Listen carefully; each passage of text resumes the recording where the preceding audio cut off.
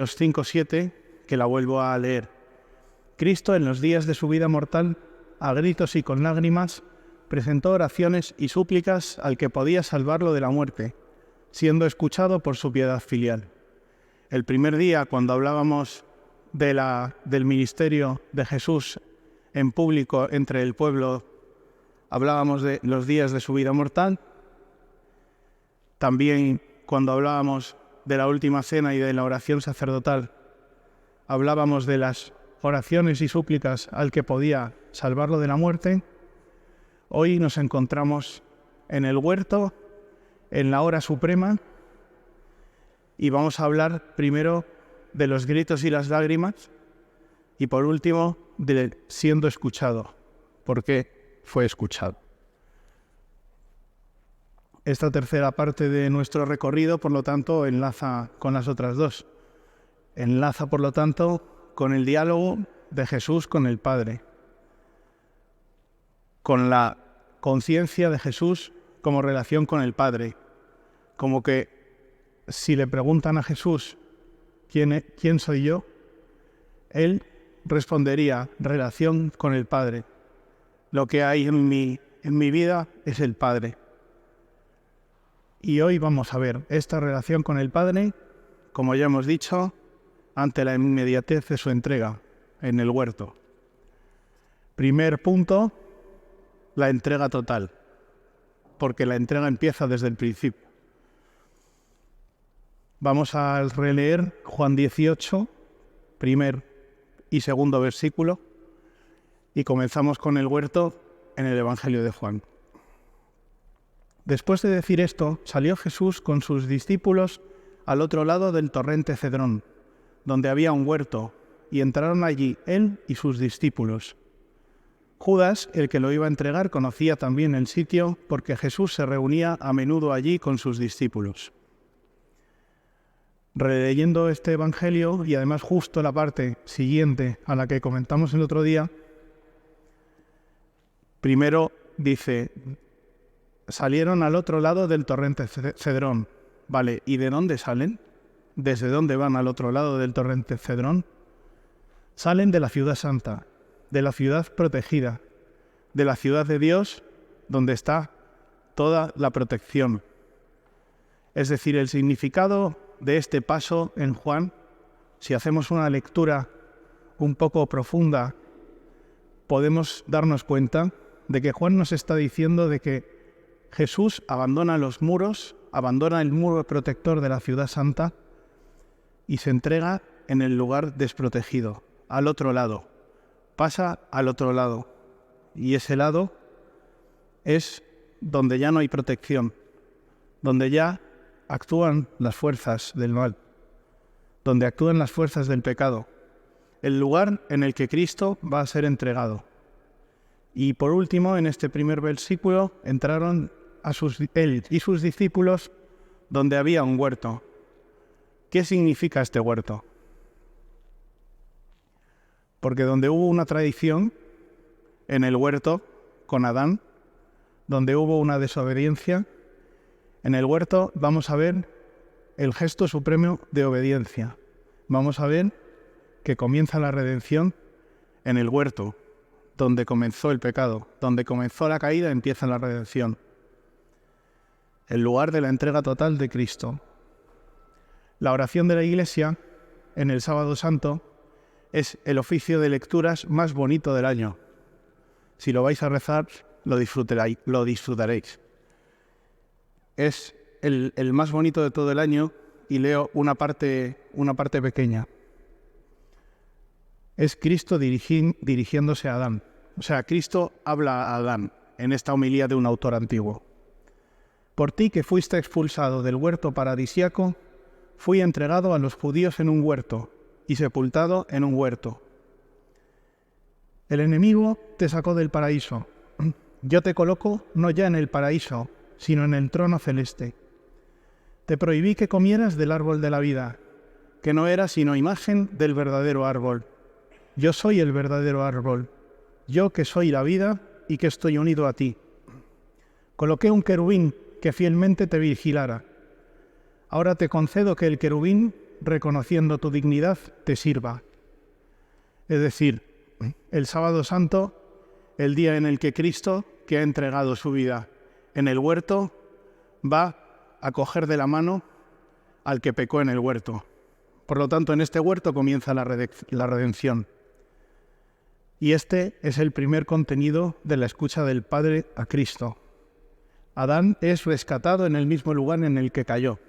Así que, adelantándonos un poco, podemos hablar del huerto Getsemaní como el nuevo lugar del paraíso. Como hemos hablado de la redención del pecado, también podemos hablar un poco de qué tiene que ver esto con nosotros. ¿Por qué nos resulta difícil dejarnos atraer por Cristo? Porque nuestro corazón está hecho para responder al atractivo de Dios. ¿Por qué nos resistimos?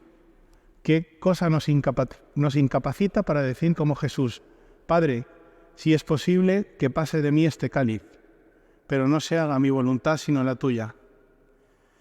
Con el pecado de Adán lo hemos visto ya. No se trata solamente de debilidad que tenemos, porque tenemos debilidad. Lo que nos impide ceder al atractivo de Dios es como una sensación de perdernos. Es como si Dios lo concibiéramos como un adversario de nuestra felicidad, es decir, el mismo engaño de la serpiente. Dios no quiere que conozcáis el bien y el mal. Lo que nos hace muy difícil ceder al atractivo de Dios es la huella que ha dejado en nosotros el pecado. ¿Cómo es posible que tengamos esta sensación de que Dios es nuestro adversario, cuando en realidad solo si cedemos a su atractivo podremos ganarnos realmente? El pecado ha introducido en nosotros una cosa extraña, que nos ha desenfocado la percepción de nosotros mismos y de Dios, haciendo aparecer a Dios como si fuera un adversario de nuestro cumplimiento, cuando en realidad es quien quiere cumplir nuestra vida. Pero este drama que tenemos en nuestra vida, que necesitamos un paso para darnos cuenta de que es necesario ceder al atractivo de Dios, esta dureza, esta dificultad, el que no tenía pecado también quiso atravesarla con nosotros, quiso atravesarla por nosotros para cogernos de la mano y que nuestra vida se cumpla. Y esto lo veremos en el huerto. Porque es posible vivir sin ceder a la nada. Es posible vivir así, es posible no desfallecer. La diferencia de Cristo, como hemos visto, es que mientras nosotros muchas veces pensamos en nuestro cumplimiento como un ser nosotros mismos de forma autónoma, la diferencia de Cristo consiste en la relación con el Padre, es decir, consiste en que es Hijo. Esta es la diferencia, su relación con el Padre. Hemos salido al otro lado del torrente Cedrón, hemos salido con el Señor que se entrega voluntariamente al lugar donde las fuerzas del mal ya están operando, donde Judas también sabe que está, donde va por él. Y como hemos salido de allí, pues le seguimos acompañando en este punto. Y nos vamos a los evangelios sinópticos. Una primera cosa de la que hablan los evangelios sinópticos, Mateo, Marcos, Lucas, hablan de los himnos. Dice: cantados los himnos, salieron para el monte de los olivos. Voy a tocar brevemente un punto que no voy a explicar porque daría para mucho y además hay que tener mucho más nivel para explicar esto. Pero ahí pues se discute mucho si la última cena fue una cena pascual o no fue una cena pascual. No voy a entrar en esta discusión porque me parece demasiado. Pero aunque no digamos si fue una cena pascual o no lo fue, está claro que fue un acontecimiento de culto. Digo mi opinión brevemente. Yo creo que tuvo parte de cena pascual, pero después de la cena pascual hubo algo totalmente nuevo que se introdujo en esta Pascua. Fue un acontecimiento de culto, y como fue un acontecimiento de culto, terminó en acción de gracias. Y salieron cantando salmos de acción de gracias por la liberación de Egipto, que estos son los salmos de acción de gracias que tiene el pueblo de Israel. Los salmos, que son la oración de la Iglesia, por la que la Iglesia consagra el día entero. La Iglesia reza laudes, vísperas, completas, horas intermedias, oficio de lecturas. La Iglesia consagra el día entero a Dios con la oración del pueblo de Israel, que son los salmos. Pero esta oración del pueblo de Israel, en boca de Jesús, tiene una novedad. En boca de Jesús, los salmos son dichos por el que les da cumplimiento, y por eso adquieren una nueva dimensión. Cuando diga, y hablaremos al final de esto, Dios mío, ¿por qué me has abandonado?, estas palabras son el inicio de un salmo de acción de gracias, que no se nos olvide esto. Jesús es en realidad el verdadero orante de los salmos, y este salmo va a acompañarnos durante toda su pasión. Volvemos al Monte de los Olivos, que por cierto, una curiosidad, para quien ha estado en Tierra Santa, lo cuenta, es de lo poco que conservamos tal cual. Y aquí es donde Jesús ha experimentado la última soledad. Es decir, Jesús no se ha ahorrado entregarse a donde operan las fuerzas del mal. Jesús no se ha ahorrado entregarse a la soledad. Jesús no se ha ahorrado ni uno solo de nuestros sufrimientos. No se los ha ahorrado. Ha pasado también por ellos. Ha experimentado nuestra soledad y la ha hecho suya. Es posible que en nuestra vida hayamos tenido alguna vez la sensación de esto solo puedo vivirlo yo, o nadie me comprende, o como dice la canción de Amaral, estoy sola en medio de un montón de gente. Pues Jesús hace suya esta soledad en el Monte de los Olivos y la pone delante del Padre, acoge nuestro sufrimiento. Por otro lado, si los evangelistas querían hablar bien de Jesús, que se entiende que los evangelistas quisieran hablar bien de Jesús, ¿por qué no omiten esta angustia de Jesús? No la omiten por alguna razón. Es más, si esta angustia no fuera verdad, no la habrían contado. Nadie le gusta ver a su maestro angustiado. Por lo tanto, esta angustia tiene que ser verdad. Y segundo, ¿por qué no la omiten? ¿Qué quieren enseñarnos? Quieren enseñarnos también que Jesús ha pasado por nuestras angustias. En los relatos de la oración que tenemos en los evangelios sinópticos, Jesús ora solo, pero quiere dejar cerca a sus tres preferidos. Ya sabemos que son los que fueron a la transfiguración. Son tres que son preferidos para poder llegar a todos los demás. Estos tres preferidos, como sabemos, se quedan dormidos. Y se nos dice que Jesús empieza a sentir tristeza y angustia.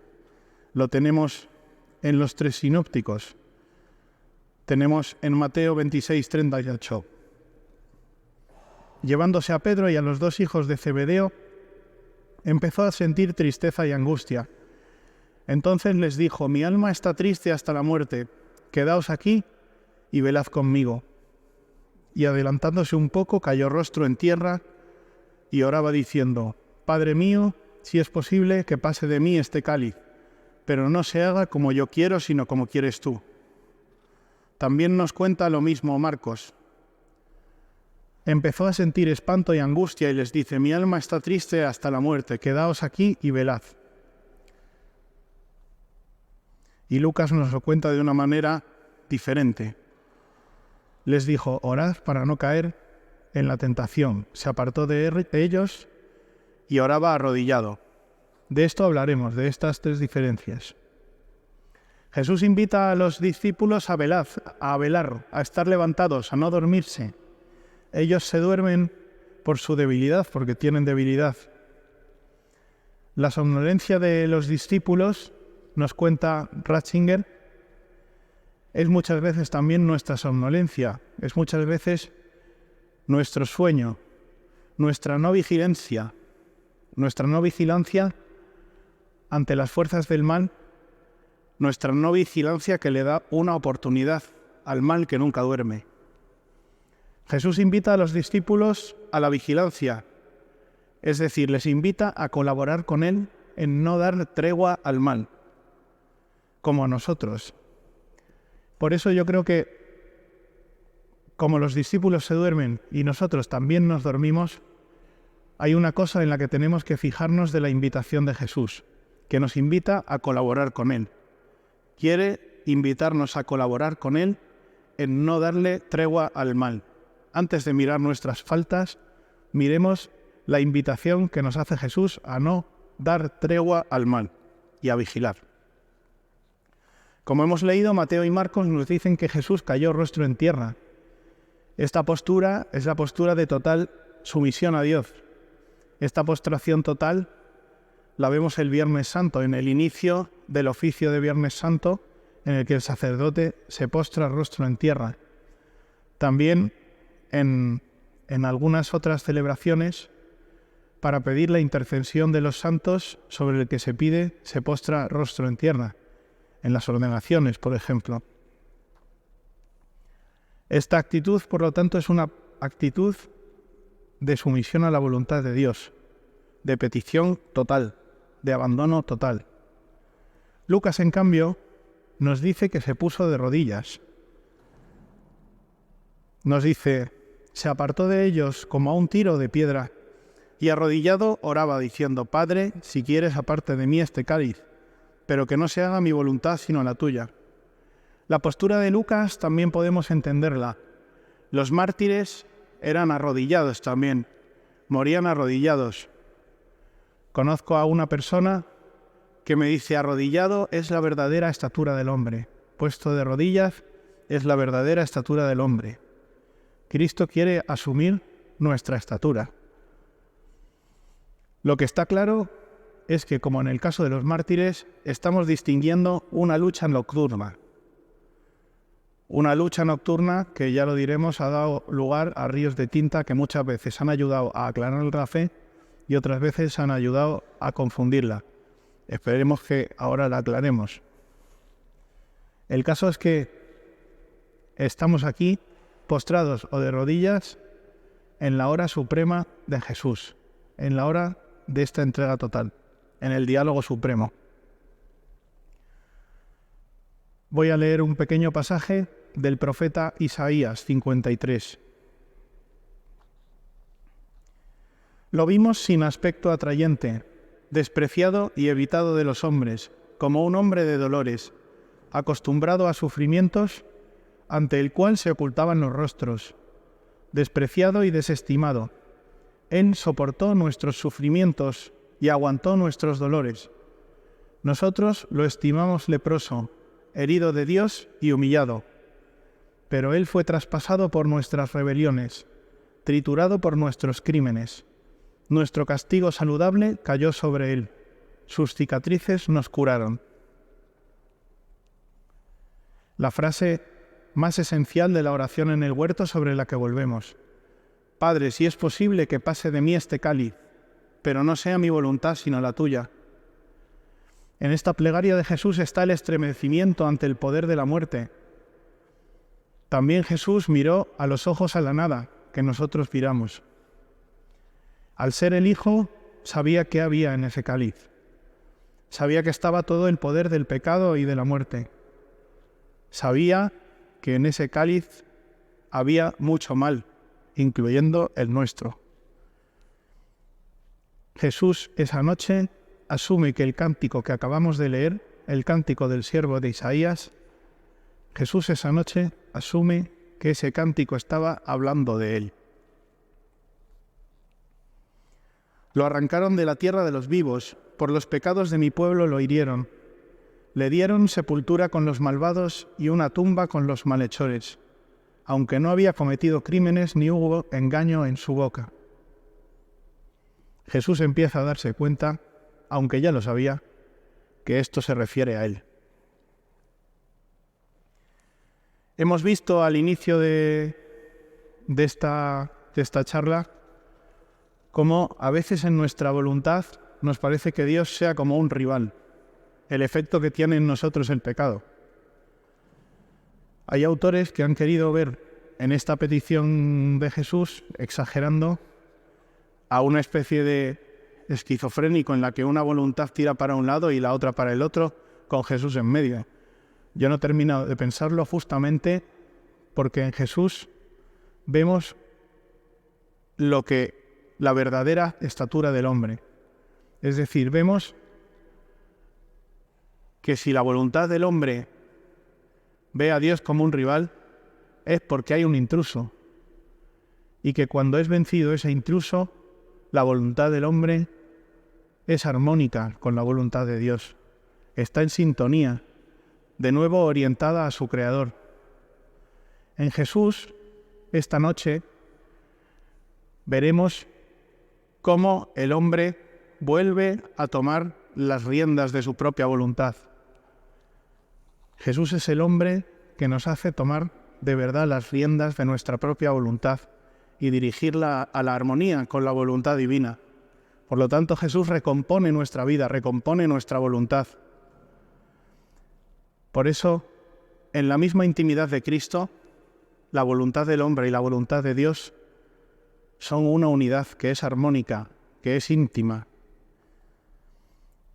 Por lo tanto, Padre, si es posible que pase de mí este cáliz, pero no se haga mi voluntad sino la tuya, no tenemos tanto que verlo como una oposición radical, sino como dos peticiones que van íntimamente unidas la una a la otra, que están juntas.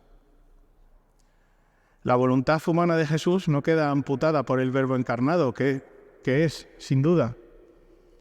Al asumir la voluntad divina es cuando la voluntad humana, es decir, nuestra propia voluntad, alcanza su verdadera dimensión. Es en la cercanía de Dios donde somos libres. Dios sigue siendo Dios, el hombre sigue siendo hombre, pero la verdadera estatura del hombre es la cercanía con Dios. Por eso, en esta oración de Cristo en el huerto podemos ver al hombre hombre, al hombre de verdad, al hombre verdadero, que nos lleva con él. Continúo con lo que dice Benedicto XVI. La voluntad humana, según la creación, tiende a la cooperación con la voluntad de Dios, pero a causa del pecado, esta cooperación se ha convertido en contraposición. El drama del Monte de los Olivos consiste en que Jesús restaura la voluntad natural del hombre en su grandeza. La obstinación de todos nosotros, la oposición contra Dios, está presente, pero Jesús, luchando, alcanza a la naturaleza recalcitrante hacia su verdadera esencia. Es, por lo tanto, una oración del Hijo al Padre. El yo de Jesús ha acogido en sí la oposición de la humanidad y la ha transformado, de modo que ahora todos nosotros estamos presentes en la obediencia del Hijo. Donde uno desobedeció, ahora todos estamos presentes en la obediencia del Hijo. Hemos sido incluidos dentro de la condición de hijos.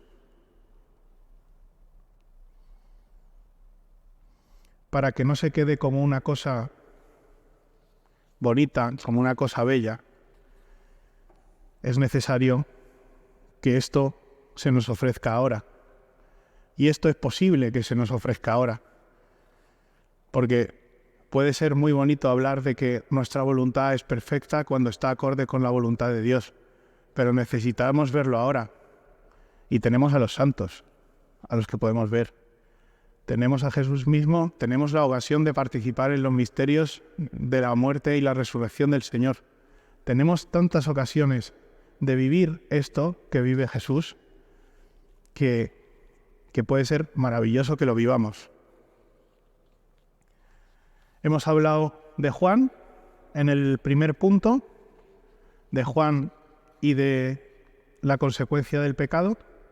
Hemos hablado de los sinópticos en el segundo punto, del relato que hacen los sinópticos. Y ahora, en este tercer punto, vamos a la frase que a mí me parece el centro de todo este día. Siendo escuchado por su piedad filial.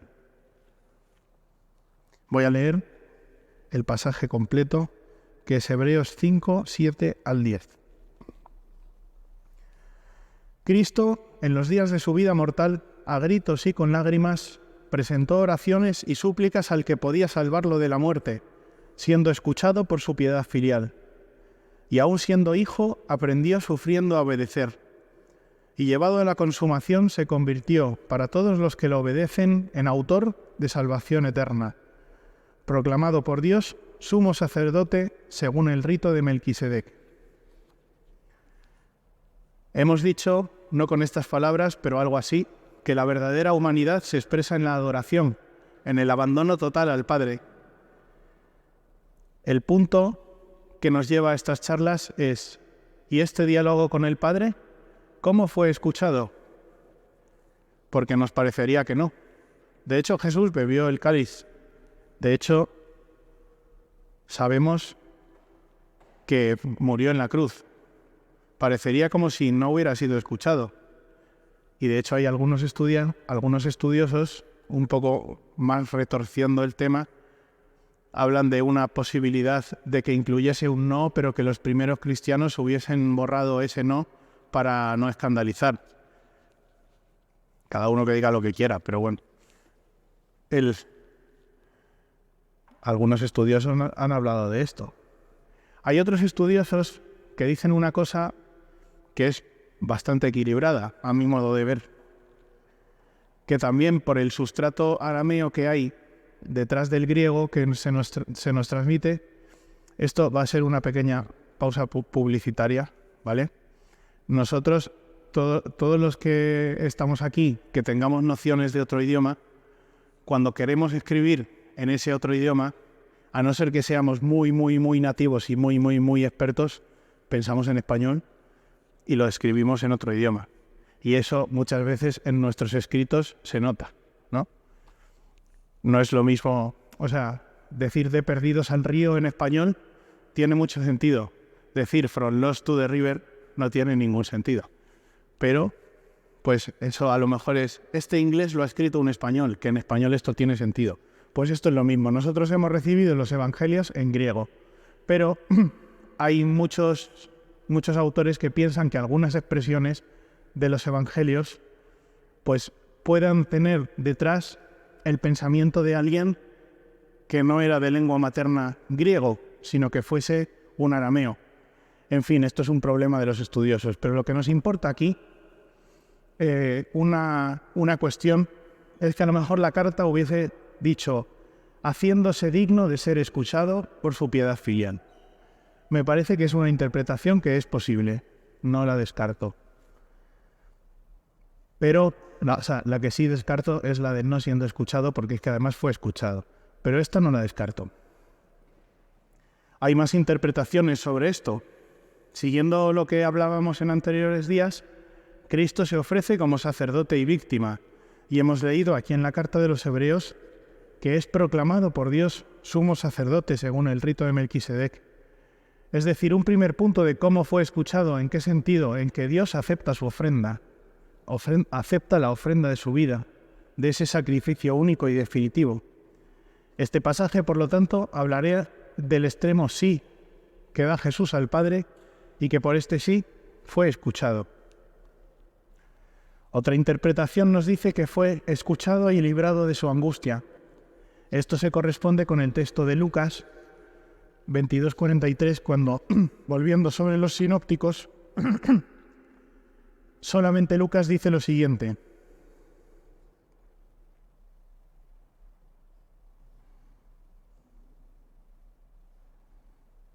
A ver, voy a buscarlo. Padre, si quieres, aparte de mí este cáliz, pero que no se haga mi voluntad sino la tuya. Y se le apareció un ángel del cielo que lo confortaba. Esto solamente lo dice Lucas, el resto de los evangelistas no lo dicen. Y también se quiere entender, fue escuchado como que ese ángel lo estaba confortando. Y por lo tanto, una fuerza recibida por Jesús que viene en su auxilio. También es una interpretación posible. Por lo tanto, ya tenemos interpretaciones posibles. Bueno, una interpretación imposible, no fue escuchado, esa interpretación para mí es imposible. Una interpretación posible, se hizo digno de ser escuchado, es posible. Otra interpretación posible, había un ángel que lo custodiaba y esta fue como la forma de la escucha, también es posible. Completemos estas interpretaciones con la interpretación que nos está dando Ratzinger. Nos dice, y esto lo voy a leer completo, porque él lo dice mucho mejor que yo. El texto significa claramente algo más. El Padre lo ha levantado de la noche de la muerte. En la resurrección lo ha salvado definitivamente y para siempre de la muerte. Jesús ya no muere más. Pero probablemente el texto significa todavía más. Porque la resurrección no es un salvar solamente, personalmente, a Jesús de la muerte. En efecto, esa muerte no le incumbía solamente a él. La suya fue una muerte por los otros. Fue la superación de la muerte en cuanto tal. Y así puede entenderse ciertamente ese ser escuchado, partiendo de Juan 12:27, en el que a la oración de Jesús, Padre, glorifica tu nombre, responde la voz del cielo, lo he glorificado y volveré a glorificarlo. La cruz misma se ha convertido en glorificación de Dios, la glorificación de Dios en el Hijo. Esto es una preciosidad. Podríamos decir que fue librado de la muerte, que fue escuchado con su resurrección, que fue escuchado en la petición de glorifica a tu Hijo y fue glorificado en la cruz. Y que fue escuchado, y con esta quedémonos bien, fue escuchado porque su muerte fue una muerte para otros y porque Dios aceptó su ofrenda por todos. La gloria de Dios es que el hombre viva. Por lo tanto, glorifica a tu Hijo. También quiere decir, haz que por tu Hijo el hombre viva. Por lo tanto, no podemos entender este misterio sin la resurrección. Lo que sí que podemos entender y sí que podemos comprender es que fue escuchado. Fue escuchado por su piedad filial. Fue escuchado porque era hijo, porque es el Hijo. Fue escuchado y fue escuchado por todos nosotros. Terminamos con el salmo que comenzará Jesús en la cruz. Dios mío, ¿por qué me has abandonado? Como ya hemos dicho al principio, este es el comienzo de un salmo de acción de gracias. Este salmo se inicia con un momento de clamor a Dios por la angustia actual. Después de este clamor a Dios del angustiado, viene una petición a Dios. Después de esto, un voto. Y después una acción de gracias por la aceptación por parte de Dios de la petición. Primera parte, descripción de la situación actual. Dios mío, ¿por qué me has abandonado? A pesar de mis gritos, mi oración no te alcanza. Dios mío, de día te grito y no respondes, de noche y no me haces caso. Paso unos cuantos versículos. Me acorrala una jauría de mastines, me cerca una banda de malhechores, me taladran las manos y los pies, puedo contar mis huesos. Ellos me miran triunfantes, se reparten mi ropa, echan a suerte mi túnica. Pero ahora hay un pequeño cambio en este salmo. Ha descrito la situación penosa que vive el salmista y, como hemos dicho, en boca de Jesús los salmos son pronunciados por su autor, por así decirlo. Hay un cambio. Pero tú, Señor, no te quedes lejos. Fuerza mía, ven corriendo a ayudarme. Líbrame a mí de la espada y a mi única vida de la garra del mastín. Sálvame de las fauces del león, a este pobre de los cuernos del búfalo. Esta segunda parte del Salmo es una petición. Después de describir toda esta situación, es una petición a Dios. Una petición a Dios a gritos y con lágrimas. Esta petición a Dios, como hemos visto, fue escuchado. Tenemos una tercera parte en el Salmo. Una tercera parte que es el voto, es decir, la ofrenda que el que recita el Salmo quiere hacer a Dios. Contaré tu fama a mis hermanos, en medio de la asamblea te alabaré. Los que teméis al Señor, alabadlo. Linaje de Jacob, glorificadlo. Cuando pidió auxilio lo escuchó. Él es mi alabanza en la gran asamblea. Cumpliré mis votos delante de sus fieles. Por lo tanto, se ha llevado a cabo esta ofrenda. Y la cuarta parte de este salmo, que la voy a leer entera, porque como hemos hablado, fue escuchado con su ofrenda por todos, con su resurrección para abrirnos las puertas de la resurrección. Los desvalidos comerán hasta saciarse. Alabarán al Señor los que lo buscan. Viva su corazón por siempre. Lo recordarán y volverán al Señor hasta los confines del orbe. En su presencia se postrarán las familias de los pueblos. Porque del Señor es el reino. Él gobierna a los pueblos. Ante Él se postrarán los que duermen en la tierra. Ante Él se inclinarán los que bajan al polvo. Me hará vivir para Él. Mi descendencia lo servirá. Hablarán del Señor a la generación futura. Contarán su justicia al pueblo que ha de nacer. Todo lo que hizo el Señor. Si esto no es una acción de gracias, ¿qué es? Vemos en esta estructura cómo nos anuncia la salvación futura, como lo que va a realizarse por Cristo se anuncia aquí. Los desvalidos comerán hasta saciarse, es decir, los que estaban caídos por el pecado volverán a la vida. La vida de los que estaban caídos volverá a ser grande, volverá a poder mirar a los ojos a Dios. El hombre vuelve a mirar a los ojos a Dios. Ante Él se postrarán los que duermen en la tierra. Los que duermen en la tierra, los que duermen bajo tierra, todos sabemos quiénes son. ¿Cómo se van a postrar? Para postrarse tendrán que levantarse. ¿De qué nos está hablando este salmo? Y os recuerdo, que no se nos olvide, este salmo comienza diciendo: Dios mío, ¿por qué me has abandonado? Es el salmo que comienza a recitar el Señor en la cruz. Ante Él se postrarán los que duermen en la tierra. Siguiente parte. Me hará vivir para Él. ¡Qué barbaridad! Ante Él se inclinarán los que bajan al polvo. Mi descendencia lo servirá. Hablarán del Señor a la generación futura. Es decir, todo esto, esta entrega de Cristo, será para nosotros, que somos la generación futura y vivimos a bastantes kilómetros del Monte de los Olivos. Contarán su justicia al pueblo que ha de nacer. Es decir, nacerá un pueblo. De aquí nacerá un pueblo. Todo de lo que nos habla el Salmo es que de aquí nacerá un pueblo. Por eso este Salmo Jesús lo comienza y lo termina. Podemos llamar a este Salmo la acción de gracias del resucitado. Y así todo este misterio de la cena, del huerto de los olivos, de la muerte del Señor y de la resurrección está comprendido en una misma cosa.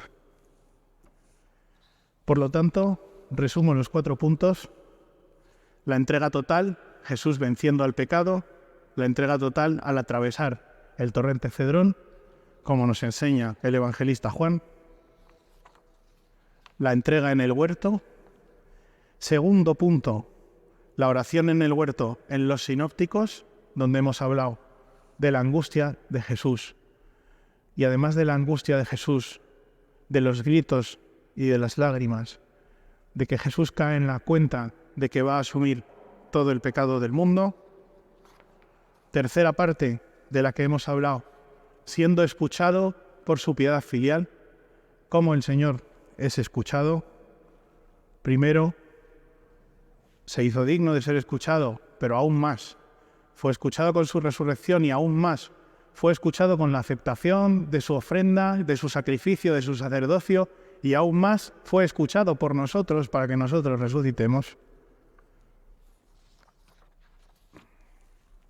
Y el cuarto punto, el Salmo de Acción de Gracias, que lo resume todo, donde hay la descripción de la situación, el voto y la vida nueva que nos ha llegado a todos a través de la resurrección del Señor. Así que aceptemos esta ofrenda del Señor, aceptémosla con alegría, aceptémosla con gozo y vivamos esta Semana Santa los misterios de la muerte y la resurrección del Señor como unos misterios que nos afectan a todos y cada uno de nosotros en primera persona, y vivámoslo con gozo. Y nada más, muchas gracias por escucharme estos 3 días y nos volvemos a ver por aquí si Dios quiere, y pedir también por mí que recibiré la ordenación dentro de poco, pedir por mí también en la parroquia de San Juan de Ribera donde estoy. Y nada, muchas gracias por escucharme. Gloria al Padre, al Hijo y al Espíritu Santo.